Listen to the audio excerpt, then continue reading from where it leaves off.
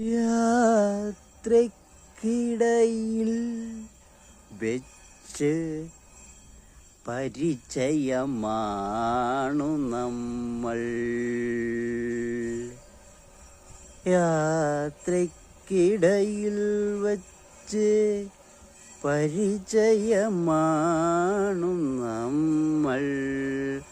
അന്നു കിനാവുകൾ കണ്ടിരുന്നു ഇന്നോളം.